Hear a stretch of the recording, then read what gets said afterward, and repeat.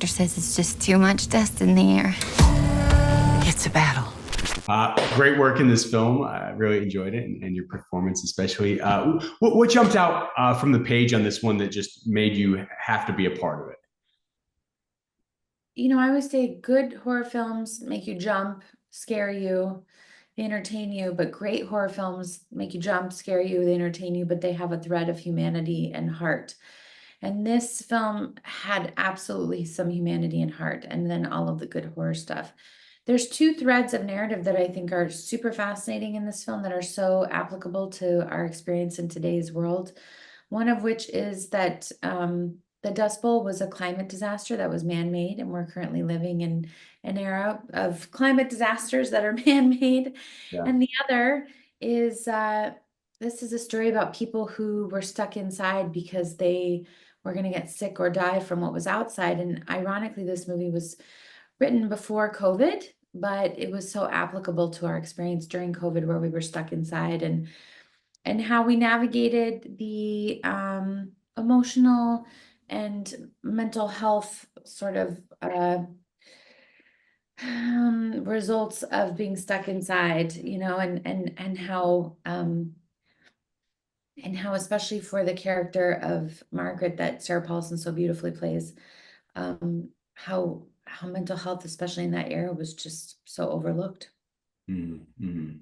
Yeah, what kind of unique challenges did this character present to you? I mean, it's the Dust Bowl, as you mentioned, and this woman, you know, like Sarah Paulson's Margaret, is like really going through the ringer.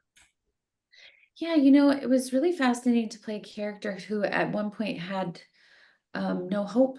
You know, as actors, we're always trying to get what we want in the scene. Like, what do you want? What do you want when you're hopeless? You know, what does that mean?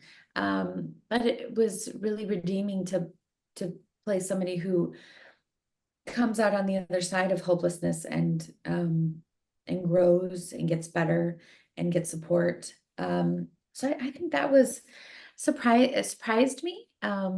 And I think was a really kind of extraordinary part of the human spirit that I got to kind of navigate.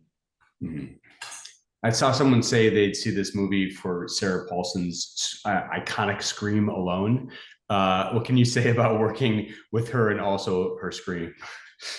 I think Sarah Paulson's one of the greatest of our generation. She's one of the greatest of all time. Truly, I think she's such a gifted storyteller.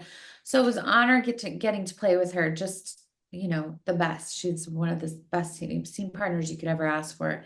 And I think she gives a beautifully nuanced and terrifying, heartbreaking performance of a woman trying to just take care of her children. And then of course, her screams are amazing. Hello. She's a powerhouse. Yeah. What do you have coming up after this one?